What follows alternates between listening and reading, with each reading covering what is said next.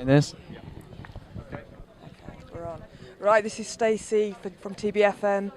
Day 3, final day of Hard Rock Hell 2014, and I'm joined with part of Blackwolf. Welcome.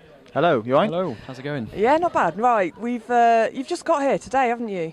Yes. And you're on stage around about 7:30, is it? 7:30, yeah. 7:30. So we've got a couple of hours, and we'll be down the front in stage 2. Awesome. But you've just got here because you're currently touring. Yes, we're touring with the Blues Pills, fantastic band. They're playing today as well. Yeah, we caught them earlier. They're awesome. Yeah, we have just come from Milton Keynes, been in Bristol, Manchester, Birmingham. We've got Glasgow tomorrow, and then London a couple of days later. So. Excellent. So that's quite a tiring sort of jaunt around the country. Yeah. Apart from was it Thursday off? It's pretty much one a day. So yeah, it's a pretty intense schedule. Yeah. Excellent. Yeah. So where are the other guys at the minute? Are they sort of relaxing, chilling out? I think some guys are trying to find some guitar strings, and then Scott's asleep. Scott's asleep. Yeah, I think. Fair enough. He's resting his voice, I think. Excellent. So you've done quite a lot since we last spoke to you. I think you just got your EP out at the time that I last spoke to you, the Taking Root EP. That's quite a few years old now, isn't it? And your latest album, is it your debut? Yes. The Hunt? Yeah. Yeah, that came out quite recently. How's that going? That's gone well. That we released it in March earlier this year after doing a pledge campaign. And then we went on tour with The Answer to help promote it and support it, and it's been going down really well, and it led on to us touring with Kip Winger. That was awesome. And then just done our own headline tour, a few dates around the country last month or the month before. In September, yeah. Yeah, and then which led to us doing this tour, so it's all just like bounce to the next Yeah. one. You've had some amazing tours. So what was the turning point? How have you suddenly sort of managed to get onto all these tours? Luck and bit of luck and bit of our graft, really. At the end of the day, I think that's what it is. If you Really. don't put the effort in, you're not going to get it. So. I know some of the big boys like your Planet Rocks have been picking up your tracks, and you've been getting quite a bit of airplay there as well, haven't you? Yeah, Wyatt. He plays our tracks quite a bit on his Saturday Night Rock show. Planet Rock also, they sponsored our headline tour actually, and that was good. They came down. Wyatt came down to the London show and had a drink with them and stuff, and that was nice. Excellent. So what's your sort of plan for today? Obviously, we've only got a few hours till you're on stage, but after that, are you going to be sticking around watching bands? Yeah, we'll be out and about, eating and drinking, probably more drinking than eating. And then, well, eating's cheating, so... Exactly. But I am hungry. We've got to... Who's driving tomorrow? We'll probably split it. It will not be me, because I drove this morning from Milton Keynes to here. The whole journey? Yes. Yeah, it's toughy that. So I will not be driving tomorrow. Problem? Till the afternoon. So you can have a drink then? You can have a decent drink tonight? I think. Well, yeah, to be fair, Jason doesn't really drink anyway, so... He'll probably start. Yeah. And then I'll take over at some point. Yeah. When I'm under the limit.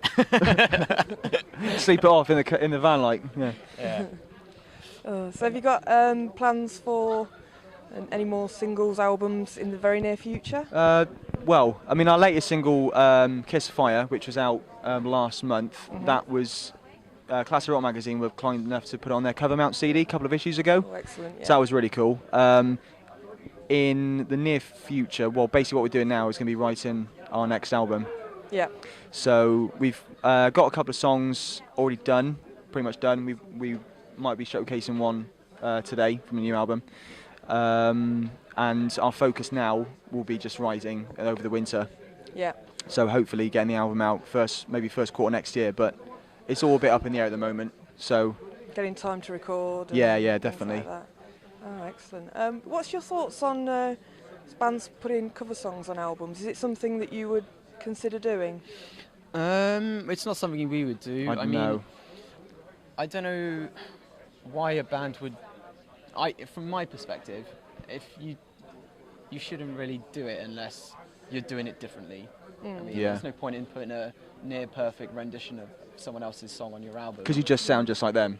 I mean, I Yeah. think you'd want to put, if you were going to do something. I mean, a lot of bands say like done sessions at Maida Vale, like Radio 1 bands had done a song from a totally different genre, and made it their own. And I think it's really cool doing it that way. Yeah. I wouldn't want to put it on an album though, personally, and I think the guys would agree with me as well. Yeah. It seemed to be. It looked like it was going to be a bit of a growing trend. We had a lot of albums this year where bands had stuck a cover on as well, and it seemed to be a bit of a growing trend for a little while. Yeah. But not something you would do. You don't play any covers in your No, set? we don't. No. No, I mean when we started out, we kind of threw one in the set to make people more familiar and go, oh, I recognise this song at least. Because when you're starting out, I think it's important that you create a you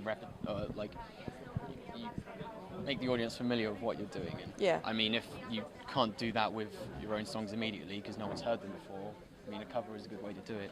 But then as you evolve, you should probably, or we thought we should stop doing it. Yeah, we kind of phase them out really, Yeah. and it's all our own stuff now. Yeah. So have you got to the stage where you find either like you recognise the people down the front, that you've got sort of regular followers of the band, or people singing back the lyrics to you? Yeah, we get that, especially in Bristol hometown shows. We get that quite a bit. We're recognising the fans. We've got a street team who come to quite a lot of the shows, and then we've got regular fans that are always on our Facebook page letting us know. And Facebook's kind of great like that because you can just interact a bit more with your fans, and you can get a bit more familiar with who they are. And then when you see them up front, you're like, oh, that's nice. Yeah. Yeah, no, it is cool to see, people. I mean, we on our headline tour, it was quite good to see a load of fans singing your lyrics back to you. Yeah. So I mean, that is a cool thing for me. Which do you think was your best sort of gig this year so far? The best. Oh God, there's been so many. I think our Bristol headline show was pretty good from the cool. crowd response way. From experience, I think the Bristol O2, that was awesome. Yeah, that was good. Gone to gigs there and looked up at it and gone, I want to be on that stage. And then we were on it, and it was like, yes. Yeah, I think for me is I think Steelhouse Festival back in July, that was really cool.